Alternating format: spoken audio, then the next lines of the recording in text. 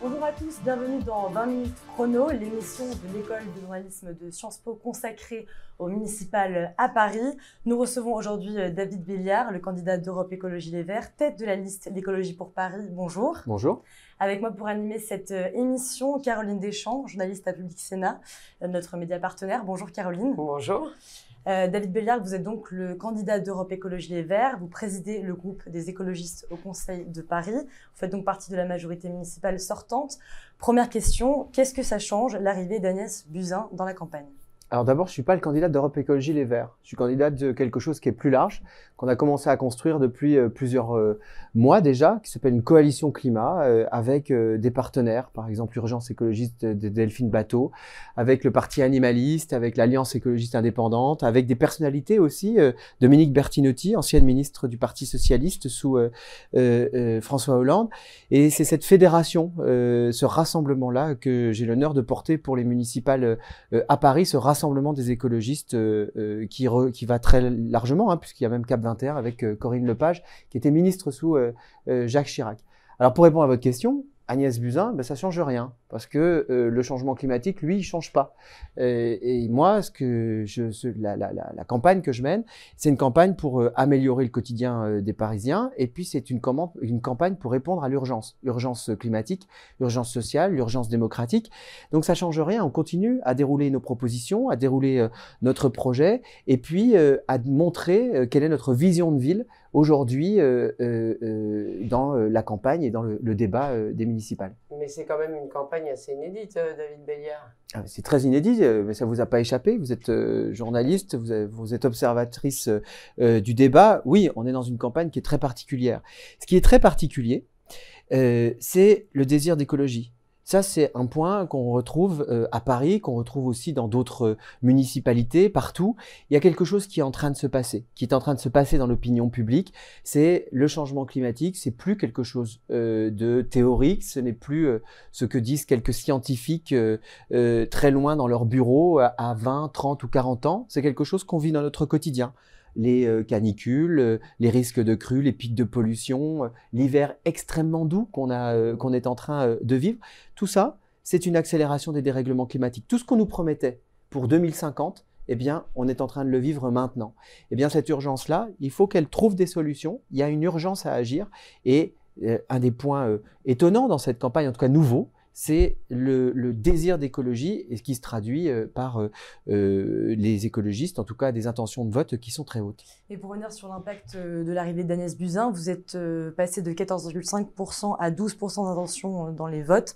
Malgré votre baisse dans les sondages, vous irez jusqu'au premier tour ? Ah oui, j'irai jusqu'au premier tour, mais vous savez, tout ça, moi je regarde les sondages avec beaucoup de prudence. J'ai souvenir, il n'y a pas très longtemps, d'un sondage qui nous donnait à 6,5 ou 7%, et c'était 3 jours avant les élections européennes, qui nous ont mis à 13,5% avec Yannick Jadot.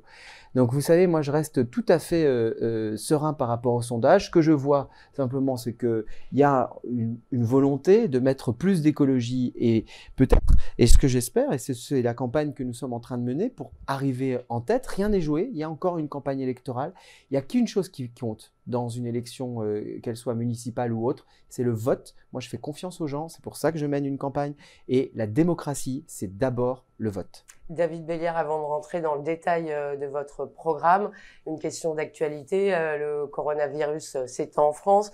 Emmanuel Macron est allé hier à l'hôpital de la Pitié-Salpêtrière. Comment vous réagissez ? Est-ce que vous pensez que ça va avoir un impact sur les élections ? Est-ce qu'elles pourraient être reportées, par exemple ? On verra. Moi, vous savez, je pense qu'il faut rester confiant. Il y a un certain nombre de mesures qui ont été prises, annoncées. Je pense qu'il faut respecter aujourd'hui ces mesures, et notamment des mesures de prévention qui sont des mesures très simples. Et aujourd'hui, oui, il y a un risque pandémique. Oui, aujourd'hui, on le voit, il y a une augmentation du nombre de cas. On va voir comment les choses vont évoluer. Moi, là, l'inquiétude que j'ai, c'est qu'on fait peser ce dispositif de prévention, en tout cas de réponse à ce risque pandémique sur l'hôpital public. Ce même hôpital public qu'on a profondément affaibli, dont on a retiré énormément de moyens ces 10 ou 15 dernières années. Ça a commencé avec la réforme Bachelot de 2008 et qu'on voit ici en grande souffrance. D'ailleurs, la visite d'Emmanuel Macron à la Pitié-Salpêtrière par un chef de service. Par un neurologue, en effet, qui lui a dit une phrase très juste, on est à bout de souffle. Et moi, je suis allé à la Pitié-Salpêtrière, je m'y suis rendu avec Anne Souiris, qui est adjointe à la santé écologiste pour Paris. On a rencontré les professionnels de santé, c'était il y a une petite dizaine de jours, et ils nous disaient la même chose. Et est-ce que vous pensez, comme Agnès Buzyn, vous avez vu la polémique, que la mairie de Paris n'est pas préparée, n'est pas à la hauteur? Ben moi, je crois surtout qu'Agnès Buzyn, elle aurait surtout dû mieux préparer quand elle était ministre de la Santé. Pas uniquement sur cette crise du coronavirus. Elle aurait dû mieux préparer l'hôpital public, plus globalement aux grands enjeux qui sont ceux d'aujourd'hui, notamment l'augmentation des maladies des ALD, des maladies longue durée, mais aussi de ce risque pandémique qui existait déjà il y a un mois et demi. Je crois que lorsqu'on a été ministre de la Santé, lorsqu'on a eu ce bilan qui est quand même un bilan extrêmement négatif, voire catastrophique sur l'hôpital public, il me semble. Mais c'est la réalité. C'est pas la sévérité. Vous savez, moi j'ai été journaliste comme vous, spécialiste des questions de politique de santé. Ça fait plus de 10 ans que je regarde et que j'analyse l'évolution de notre système de santé et de soins. Et je vois à quel point il s'est dégradé, la tarification à l'acte, la souffrance des personnels qui s'exprime depuis 6 mois, 1 an et demi, comme jamais je ne l'ai vu. Eh bien ça, c'est le bilan de En Marche, c'est le bilan d'Agnès Buzyn. Donc je crois qu'à un moment donné, eh bien, ce bilan-là, il va falloir en tirer un certain nombre de conclusions. Et aujourd'hui, sur le coronavirus, il faut des moyens. Vous vous présentez comme tête de liste dans le 11e arrondissement. Justement, nous y sommes allés dans cet arrondissement pour savoir ce que vos électeurs pensent de vous. Et la surprise, manifestement, ils ne vous connaissent pas tous. Je connais le parti, bien sûr, mais David Belliard, non, désolé. À part Nicolas Hulot, je connais pas grand monde. Et surtout, je sais même pas s'il fait partie de ce parti, mais en termes d'écologie, je connais que lui. Non, pas du tout. Non, pas du tout, non. Le mouvement m'intéresse beaucoup, mais les personnes elles-mêmes, non. Non. Non. Non, pas du tout. Je trouve ça bien qu'il y ait un candidat écolo qui se présente au municipal. Je sais que c'est le candidat écolo, c'est tout ce que je sais. C'est-à-dire maintenant tout le monde parle d'écologie. Donc voilà, tout le monde est écolo apparemment. Donc je ne sais pas ce qu'il a de plus, peut-être qu'il est un peu plus écolo que les autres. Alors David Belliard, comment vous réagissez? Il y a aussi un déficit de notoriété, non? Il y a aussi une demande de renouvellement. C'est toujours la même chose, c'est qu'il y a une forme d'ambiguïté dans tout ça. C'est que moi, je le prends avec beaucoup de philosophie. D'abord parce que nous, on a fait un choix qui était un choix de renouvellement. Regardez les listes, et notamment les listes de la maire sortante, la maire socialiste. Il y a très peu de renouvellement. Nous, on a fait un choix. Le choix, oui, de faire respirer notre démocratie. Le choix de confier des responsabilités à des postes qui sont des postes éligibles, à des jeunes femmes notamment, de grands talents, de cette génération climat qui veulent prendre des responsabilités dans la vie publique et dans la vie parisienne. Eh bien, on leur a confié des responsabilités et elles seront, et je l'espère, élues au Conseil de Paris, voire maire de certains arrondissements dans le 18e, dans le 20e arrondissement ou dans le 12e arrondissement. On a des têtes de liste qui sont des têtes de liste de renouvellement. Il faut faire respirer la démocratie. Et moi, je suis l'exemple de cette respiration, de cette volonté aussi des écologistes, oui, de dire il faut renouveler. Et la question du projet est sans doute plus importante que la question de la personnification. D'ailleurs, on le voit, les campagnes qui sont extrêmement personnifiées sont souvent des campagnes très peu intéressantes sur le fond. Alors, on l'a vu dans le micro-trottoir, tous les candidats parlent d'écologie dans leur programme. Est-ce que vous êtes le seul candidat vraiment écolo dans cette campagne? Mais tout le monde fait de l'écologie aujourd'hui. Tout le monde en parle, oui. Il a raison, ce monsieur, de nous dire que tout le monde a pris à bras-le-corps l'écologie. Et je vais vous dire, je m'en félicite. Maintenant, la question, c'est la cohérence. Vous savez, il y a les paroles et il y a les actes. Moi, ce que je constate, c'est que depuis 6 mois, depuis les élections municipales, hein, l'approche des élections municipales, tout le monde se dit écologiste. Par contre, je me souviens qu'il y a un an, sur les grands combats, qui sont des combats très écologistes, par exemple pour la préservation de la nature, pour faire avancer ou réduire la place de la voiture ou pour piétonniser certains quartiers, eh bien, sur le terrain, dans les rues, il y avait juste des écologistes. Donc, si vous voulez vraiment une politique écologiste, si vous voulez vraiment changer la ville, il faut mettre des écologistes au pouvoir. Oui, mais David Belliard, vous dénoncez par exemple la bétonisation de Paris, et donc par là même, vous attaquez Anne Hidalgo. Or, les écolos font partie de la majorité municipale.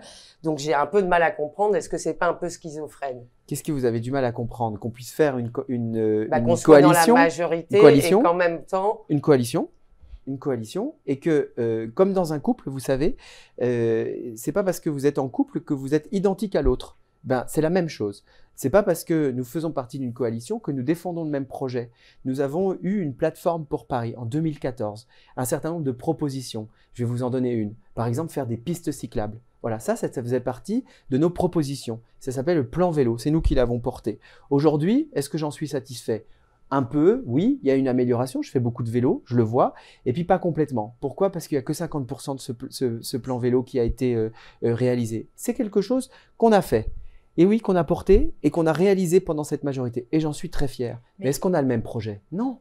Concrètement, si on prend le programme d'Anne Hidalgo par exemple, qu'est-ce que votre programme a de plus vert que le sien? Elle propose de diviser par 2 les places de stationnement comme vous, elle veut rendre Paris 100% cyclable comme vous, elle veut planter 170 000 arbres dans Paris, vous en voulez 100 000. C'est quoi? Qu'est-ce que vous avez de plus en fait? Quelle est la perception en fait de la ville? Qu'est-ce qu'on a envie de faire de cette ville? Est-ce qu'on a envie par exemple de continuer à bétonner la ville? Est-ce qu'on a envie de continuer à faire des grands projets d'aménagement avec des tours de plus de 180 mètres de haut, par exemple dans le 12e arrondissement, dans le 18e arrondissement, dans le 11e, je suis élu du 11e arrondissement, dans cette petite parcelle juste en face du Père-Lachaise qui s'appelle le TEP Ménilmontant?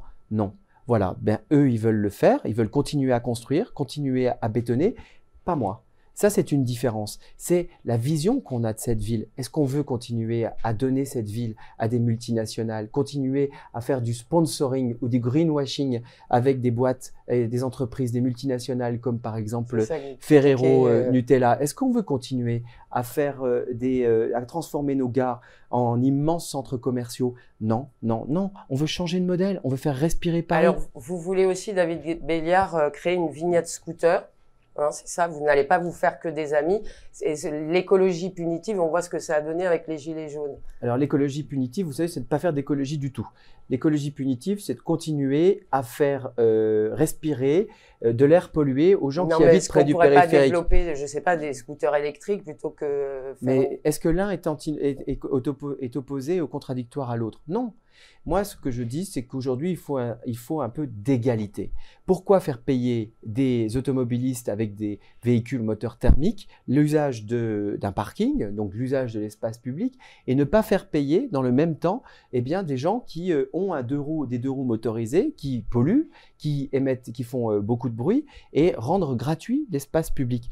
Vous savez, rien que pour ça, pour ce principe d'égalité, je crois qu'il faut aujourd'hui instaurer, oui, une vignette pour les deux roues motorisées, quelque chose qui soit tout à fait acceptable, 1 € par jour par exemple, pour pouvoir se garer dans Paris avec des deux roues motorisées. Parce que, là encore, c'est une question de cohérence. Si on veut faire de la qualité de l'air, si on veut mieux respirer, si on veut une ville qui est une ville moins bruyante, si on veut une ville qui est une ville plus écologiste, eh bien, nous le savons, il va falloir arrêter avec les véhicules qui sont les véhicules motorisés, 2 roues et automobiles. Alors sur la place de la voiture, nous sommes aussi allés à la rencontre des Parisiens pour savoir ce qu'ils en pensent. Et Christelle, elle a une question pour vous. Bonjour, donc je m'appelle Christelle et je m'adresse à vous, Monsieur David Belliard. Je voulais savoir si jamais vous étiez élu sur la commune de Paris, que feriez-vous pour les problèmes de circulation? Le mélange des voitures 2 roues est très très compliqué. Donc voilà, ma question c'est qu'est-ce que vous feriez pour améliorer ça? Qu'est-ce que vous lui répondez? D'abord qu'on va tout changer. On va tout changer parce qu'on va arrêter de faire une ville qui est une ville pour aujourd'hui encore les voitures individuelles. La moitié de la superficie de cette ville, elle est consacrée à la voiture alors que c'est 13% des déplacements. Moi, ce que je veux, c'est libérer Paris des voitures. Alors, pas toutes les voitures, les taxis, les voitures pour les personnes en situation de handicap, les voitures pour les professionnels, Donc, bien les sûr, voitures pour utiles, pouvoir vous avez pu continuer. dire. Les voitures utiles. Par contre, les Alors- voitures inutiles, c'est-à-dire toutes celles pour tous les gens à qui on peut proposer une alternative. Le vélo, c'est pour ça que je veux faire une ville qui est 100% cyclable, sécurisée, où tous les enfants pourront faire du vélo en toute sécurité, pour les piétons, avec une amélioration des transports en commun, des zones piétonnes autour des écoles, et notamment des écoles qui sont les plus polluées. Voilà, c'est ça mon projet, c'est de changer la ville pour pouvoir avoir effectivement un espace public, une ville qui est une ville où on peut marcher en toute sécurité, on peut faire du vélo en toute sécurité et où on peut respirer. Alors, on parle maintenant du logement. Nestor a une question pour vous concernant ce sujet. Bonjour David Béliard, Nestor Macno, habitant de la banlieue Est, mais concerné comme toutes et tous par les questions parisiennes. Simple question assez classique concernant le prix du logement. Comme vous le savez certainement, la ville de Paris, déjà réservée à une certaine catégorie de la population, est de plus en plus désertée par les classes populaires. Est-ce que vous comptez faire quelque chose? Et si oui, quoi? Oui, évidemment, je fais le même constat que Nestor. La ville est aujourd'hui trop chère, elle est hors de prix, elle est accessible uniquement à une toute petite partie de la population. Donc, c'est la raison pour laquelle moi, je souhaite qu'on bloque les loyers. On bloque les loyers, donc ça va plus loin que l'encadrement. Déjà, c'est effectif, on fait une sorte de photographie des loyers, on s'arrête. C'est pendant au moins 5 ans. Berlin vient de l'instaurer. Et ce que je souhaite, c'est le faire puisque votre téléspectateur est habitant de la banlieue Est. Ce que je souhaite, c'est le faire pour l'ensemble de la métropole. C'est une proposition, certes, qui nécessite une modification législative, mais puisque tout le monde se retrouve sur le fait que c'est trop cher, puisque tout le monde se retrouve globalement sur le fait que le marché libre ne peut plus rester libre, et donc il faut le réguler, eh bien, bloquons les loyers. Et puis, Mais pour Nestor. Donc on bloque pendant 5 ans et après on fait quoi? Est-ce que c'est pas un peu Après, repousser le problème de l'immobilier à Paris? Après, vous faites un bilan. Ça ne veut pas dire que vous ne faites rien. Il y a plein d'autres mesures. Nous, on a proposé notamment de passer de 30 à 100 inspecteurs, par exemple, sur Airbnb. Il y a 60 000 logements qui sont loués de manière illégale sur les plateformes de type Airbnb. Ces logements-là, je veux les remettre sur le marché locatif classique. Je veux aller chercher les mètres carrés existants pour faire des nouveaux logements et notamment des logements sociaux. Objectif, 30% de logements sociaux en 2030. Et puis pour Nestor, qui me semble assez jeune pour être étudiant, eh bien je souhaite proposer la création de 20 000 logements. 20 000 logements, 10 000 à Paris, 10 000 dans la métropole, pour les jeunes, pour les étudiants, pour celles et ceux aussi qui travaillent avec des horaires décalés, par exemple dans les hôtels-restaurants. Il nous reste très peu de temps, David Béliard. La propreté est aussi un sujet central dans cette campagne. Paris est sale. Alors, à quoi c'est dû, parce que tout le monde n'a pas le même diagnostic. Et comment résoudre ce problème assez rapidement, s'il vous plaît? Très vite, il y a un problème de saleté, mais surtout d'inégalité.